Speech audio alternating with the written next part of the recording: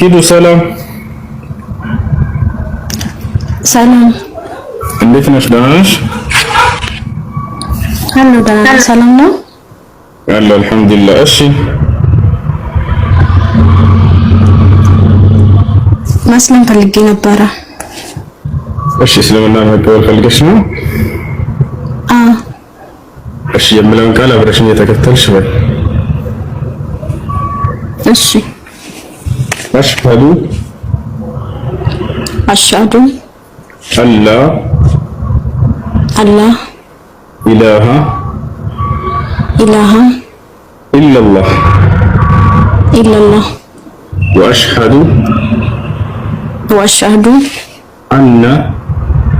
አነ ሙሐመደን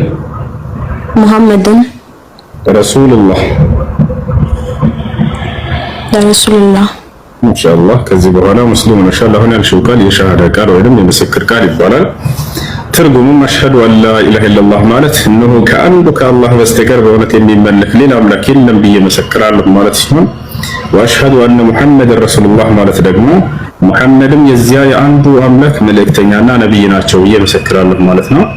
ከዚህ በኋላ ሙስሊም ነሻል። አንድ ሰው እስልምና ሲቀበል በየነብያቱ ዘመን ይህን ቃል ነበር የሚለው። የአምላክን አንድነትና ብቸኝነት ይመሰክራሉ። ከዚያ በኋላ ደግሞ በጊዜ የተላከውን ነብይ እንደ ነብይ ይመሰክራሉ።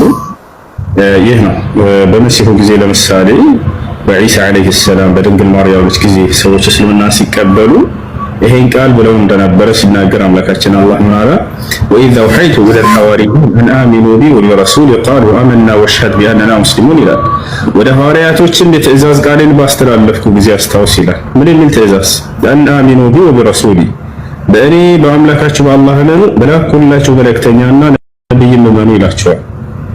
ቃሉ አመና፣ እነሆ አምነናል አሉ ሐዋርያቶች። ወሽሀድ ቢአንና ሙስሊሙን አሉ፣ እኛ ሙስሊሞች መሆናችንን መስክር አሉም ይላል። የሙስሊምነታቸው ማረጋገጫና መመስከሪያ ይህ ምስክር ቃል ነበር። የአምላክን አንድነትና ብቸኛነት ይመሰክራሉ። በጊዜው የተላከውን ነብይ እንደ ነብይ ይቀበላሉ። በዛሬም ላይ ልክ እንዲሁ በነብያት መንገድ ይሄ ምስክር ብለሻል፣ ወደ ነብያት መንገድ ተቀላቅለሻል። ለአላህ ምስጋና ይገባው። አንድ ሰው እስልምና ሲቀበል ጊዜ አላህ ምን ያደርግለታል? ለዚህ ሰው ምን ያደርግለታል ከተባለ የመጀመሪያ የሚያደርግለት ምንድነው? ያለፈ ኃጢአቱን ይመርለታል። አምላክ አዛኝ ነው። አምላክ ርህሩህ ነው። ወደ እርሱ በተመለስን ጊዜ ስህተታችንን አያስብብንም፣ ይቅር ይልናል። ይህን ሲናገር አምላክ አላህ ምን አለ? ቁል ሊለዚነ ከፈሩ ኢየንተሁ ይግፈር ለሁም ማ ቀድ ሰለፍ ወኢን የዑዱ ፈቀድ መደት ሱነቱል አወሊን ይላል። ሙሐመድ ሆይ ለእነዚያ ለካዱኝ ባሪያዎች እንዲህ ብለህ ንገራቸው፣ ካላችሁበት ክደት ልትቆጠቡ ልትመለሱ እኔ ያለፈ ስህተታቸውን ሁሉ እምርላቸዋለሁ ብሏል በላቸው ይላል። ይህ ነው። ሌላኛው ነገር አንድ ሰው እስልምና ሲቀበል ምን ተስፋ ገብቶለታል አምላክ ራሱ በቀጣዩ ዓለም ምን ያገኛል ከሞት በኋላ የሚለውን አላህ ሱብሓነሁ ወተዓላ የገነትን ዓለም ሊያስገባን የዘላለማዊ ሕይወትን በእርሷም ውስጥ ሊለግሰን ቃል ገብቶልናል። ይህን በርካታ ቦታ ላይ ቃል ገብቷል። ለምሳሌ በሱራ ሉቅማን ላይ ምን አለ? ኢነል ለዚነ አመኑ ወዐሚሉ ሷሊሓቲ ለሁም ጀናቱ ነዒም ኻሊዲነ ፊሃ ወዐደላሂ ሐqqን ወሁወል ዐዚዙል ሐኪም ይላል። እነዚያ በእኔ በአላህ አምነው መልካምን የሰሩትን የገነትን ጸጋ ሰጣቸዋለሁ በእርሷም ውስጥ ለዘላለም ዘውታሪዎች ሲሆኑ አለ። የእኔ ቃል ነው፣ ይሄ ቃሌም እውነትና ተፈጻሚ ነው አለ። እኔ አሸናፊና ጥበበኛ የሆንኩኝ አምላክ ነኝ እያለ ይናገራል። በሌላ ቦታ ላይ አምላክ አላህ ሱብሓነሁ ወተዓላ ወበሽሪ ለዚነ አመኑ ወዐሚሉ ሷሊሓቲ አነ ለሁም ጀናት ተጅሪ ሚን ተሕቲሃል አንሃር እያለ ይናገራል። ሙሐመድ ሆይ ለእነዚያ በእኔ አምነው መልካም እንደሰሩት ለእነርሱ ገነት እንዳለችላቸው አብስራቸው እያለ ይናገራል። ይህ ነው። ለአላህ ምስጋና ይገባው። ዛሬ ወደዚህ አምላክ በነቢያቶች ላይ ባወረደው በሆነው ወደ እስልምና ሃይማኖት ተቀላቅለሻል። ለአላህ ምስጋና ይገባው። አንድ ሰው እስልምና ሲቀበል ሌላው ሻወር እንዲወስድ ታዟል። ለሶላት ዝግጁ ያደርግ ዘንድ ራሱን። ከዚያ በመቀጠል ምን ታደርጊያለሽ? ሙስሊም ጓደኞች ይኖሩሻል? አለኛ። ሙስሊም ጓደኞች ካሉሽ ስለ ሶላት አሰጋገድ አስተምሪ ባያቸው ያስተምሩሻል። በጣም ቀላል ነው። ሶላት መስገድን ትጀምሪያለሽ ማለት ነው። ስምሽ ማን ነበር? ቅድስት። ቅድስት። እሺ፣ ደስ የሚል ሙስሊም ስም አለ አንቺ የምታውቂው ወይስ ምን ላውጣልሽ? አውጣልሽ። እሺ፣ ማን ደስ ይላል? ኢክራም፣ ሰሚራ፣ ሐያት፣ አሕላም፣ ኢልሃም፣ ሱመያ፣ ሒክማ። ደስ የሚልሽን አስቀምጪ። ይሄኛው ደስ ይለኛል ወይ? ዩስራ፣ ኢማን ኑራ ኢማን በቃ ከዚህ በኋላ ኢማን ነው ስምሽ። እሺ ፎሎ አድርጊኝና በውስጥ ግሩፕ የምትገቢበትንም ኢንሻአላህ አገናኝሻለሁ ከእነርሱ ጋር ትገቢያለሽ። እሺ በጣም ብዙ ነገር መማር ስለምፈልግ ላይቭ በምትገባበት ሰዓት ላይ ብገባ ደስ ይለኛል። አብረን በቃ ፎሎ አድርጌሻለሁ። ሁሌ ላይቭ ስገባ ኖቲፊኬሽን ይመጣልሻል፣ ትገቢያለሽ። እሺ እሺ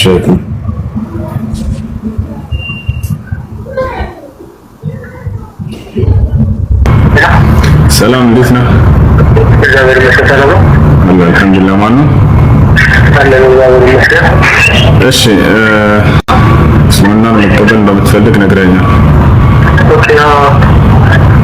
እሺ ከኔ ጋር የምለውን አብረን እየተከተልክ በል። አሽሀዱ አላ ኢላሃ ኢለላህ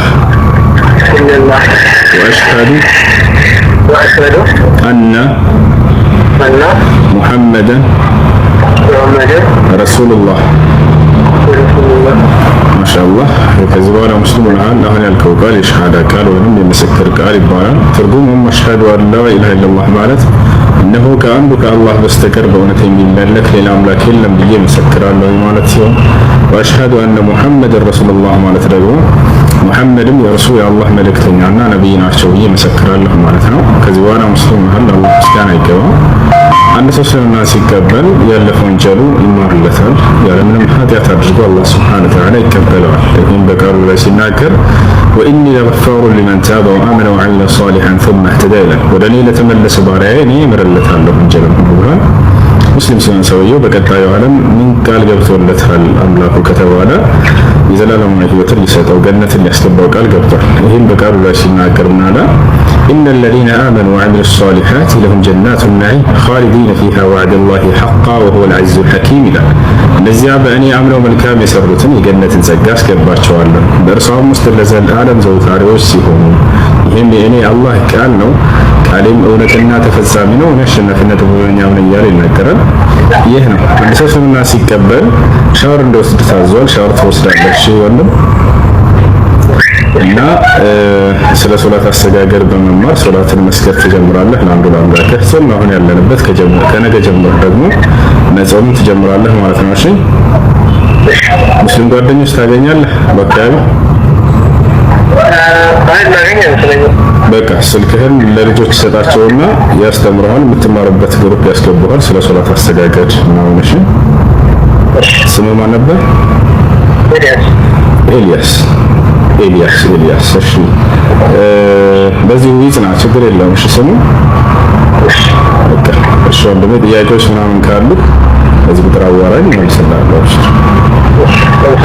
እሺ ወንድሜ መልካም ነው። እሺ ጥያቄ ያላችሁ ካሉ አስገባችሁ። ክርስቲያኖች ካላችሁ አስገባችሁ።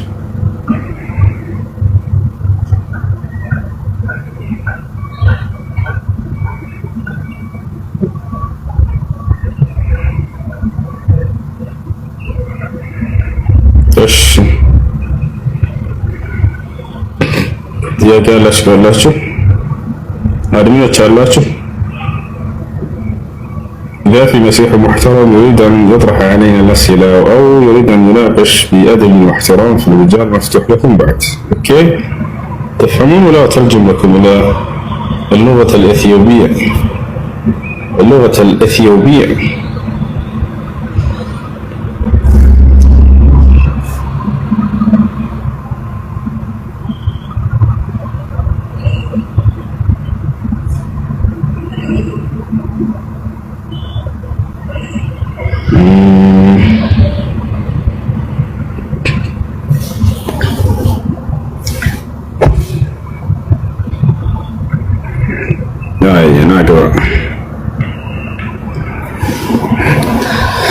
يا سلام يا سلام يا سلام يا سلام. እሺ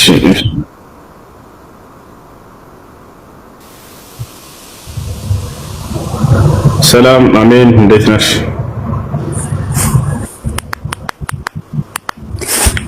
ሰላም አለው። እንዴት ነሽ? ደህና ነሽ? እግዚአብሔር ይመስገን አለ። እሺ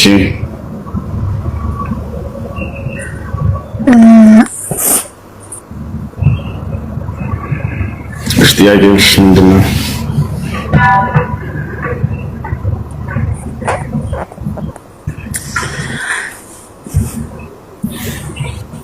እሺ ጥያቄ አላህ አይወለድም አይወልድም የምትሉት አይደል? እና እሺ እኔ ለመጠየቅ የፈለኩት እሺ አላህ አይወልድም አይወልድም አላችሁኝ እና እሺ አላህን ማን ነው የወለደ ብላችሁ ታምናላችሁ? ማለት አላህ ከየት ነው ምንድነው የፈጠረው? አላህ እንዴት ሊፈጠር ቻለ? ፈጣሪ ፍጡር አይደለም። እሱ ፈጣሪ ፍጡር አይደለም። ፍጡሮችን ማን ነው የፈጠራቸው የሚባለው? አላህ ሱብሓነሁ ወተዓላ ፈጣሪ ነው። አላህ ሰማይ ምድር ፍጥረት ዓለምን ሁሉ የፈጠረ እሱ ነው። ለዚህ ማስረጃ አላሁ አለዚ ኸለቀ ሰማዋት ወልአርድ ወማ በይነሁማ ፊ ሲተቲ አያም እያለ ይናገራል በሱረቱ ሰጅዳ ላይ። እኔ አምላካችሁ አላህ ማለት ያ ነኝ፣ ሰማይና ምድርን በመካከላቸው ያሉ ሁሉ የፈጠርኩኝ እያለ ይናገራል። የሰው ልጅ የፈጠረው እርሱ ነው። ኸለቀ ልኢንሳነ ሚን ኑጥፈቲን ፈኢዛ ሁወ ኸሲሙን ሙቢን ይላል። የሰው ልጅን ሰውን ፈጠርኩት እያለ ይናገራል። ከአዳም ጀምሮ የፈጠረው እርሱ ነው። ሔዋንን የፈጠራት እሱ ነው። ለዚህ ማስረጃ በሱራ አልዕምራን ላይ ምን ይላል? ኢነ መሰለ ዒሳ ዒንደ ላሂ ከመሰሊ አደም ኸለቀሁ ሚን ቱራቢን ثم قال له كن فيكون አደምን ከአፈር ፈጠርኩት ይላል። አየሽ የሰዎች ፈጣሪ እርሱ ነው። ልክ እንዲሁ ሔዋንንም የፈጠራት እርሱ ነው። قال النبي صلى الله عليه وسلم خلق الله حواء من آدم من شقه الأيسر الله ሔዋንን ፈጠራት ከአዳም የግራ ጎን አለ። እኛን የፈጠረበት خلقكم من نفس واحدة ይለናል። ከአንዲት ነፍስ ፈጠርኳችሁ እያለ ይናገራል። يا أيها الناس اتقوا ربكم الذي خلقكم من نفس واحدة እያለ በርካታ ቦታ ላይ ይናገራል። هذا هو الرب سبحانه وتعالى ይህ ነው ፍጥረት ዓለም ሁሉ ያስገኘና የፈጠረ ፈጣሪ። እሺ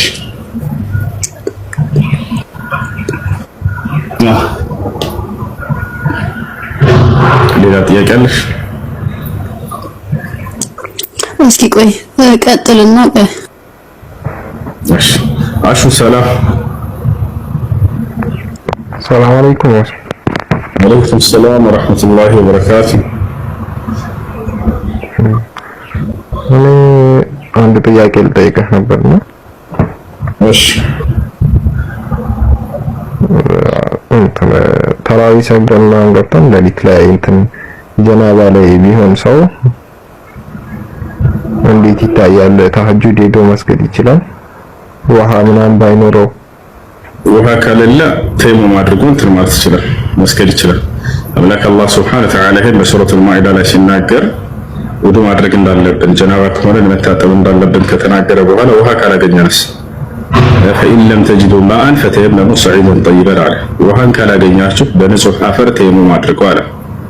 በንጹህ አፈር ውዱ የማድረግ ስርዓት ተየሙም ተብሎ ይጠራል። በዚያም አድርገህ መስገድ ትችላለህ፣ ችግር የለም። ለኛ ያ ሁለተኛ በነብያችን ሰለላሁ ዐለይሂ ወሰለም ጊዜ ሌላ ማስረጃ ከሐዲስ ሷሃቦች ከነብያችን ሰለላሁ ዐለይሂ ወሰለም ተለይተው የሆነ ቦታ እንዳጋጣሚ ወጥተው ነበር። በዚያ ባረፉበት ቦታ ጀናባ ሆኑ ከመካከላቸው ከሷሃቦች መካከል አንዱ። ነገር ግን ውሃ የለም ነበር። የሱብሒ ሶላት ደርሶበታል። እንዴት ያድርግ?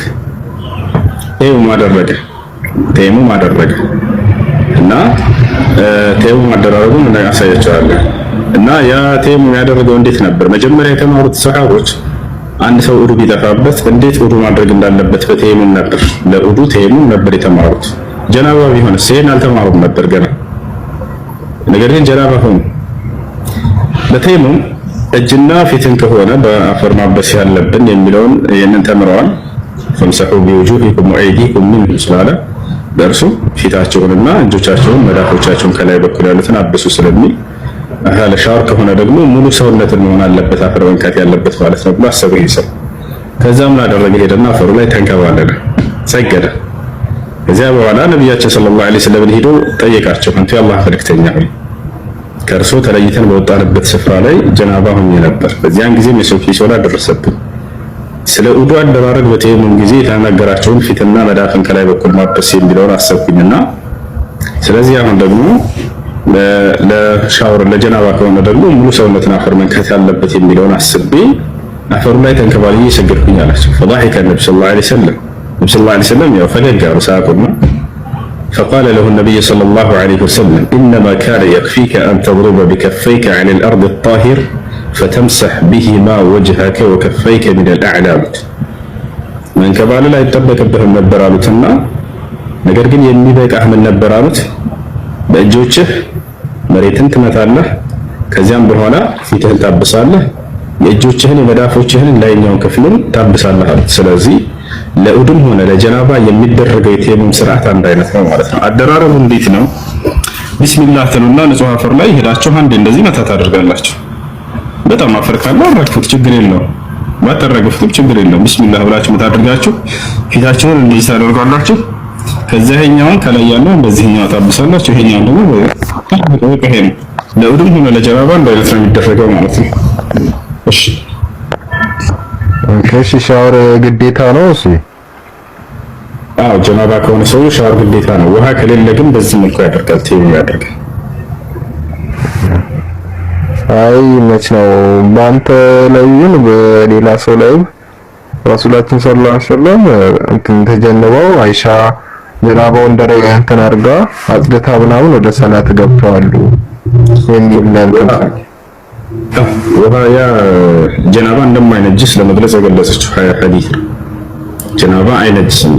ኢህቲላም ምንድነው? ሰውየውን እንቅልፉን ተኝቶ በህልሙ የሚያየው ዘር ፈሳሽ ማንኛውም ሰው የሚያየው ነገር ነጅሰው አይነጅስ አለመነጀሱን ለመግለጽ ፈልጋ ነበር ማታችን አይሻ ያ ነው። ኦኬ ነጃሳ የለውም ግን ሻወር ግዴታ ነው። በሌላ ሐዲስ ላይ ነብዩ ሰለላሁ ዐለይሂ ወሰለም ሐሊል መንይ ጣሂር ተወሰይው ነዓም መንይ ጣሂር ብላ መንይ ጣሃራ ነው ወይ ሲባሉ አዎ መንይ ጣሃራ ነው ነጃሳ አይደለም ብለው ተናግረዋል። ያንን ለመግለጽ የገለጸችው ሐዲስ ነው። እሺ ጀዛከላህ እሺ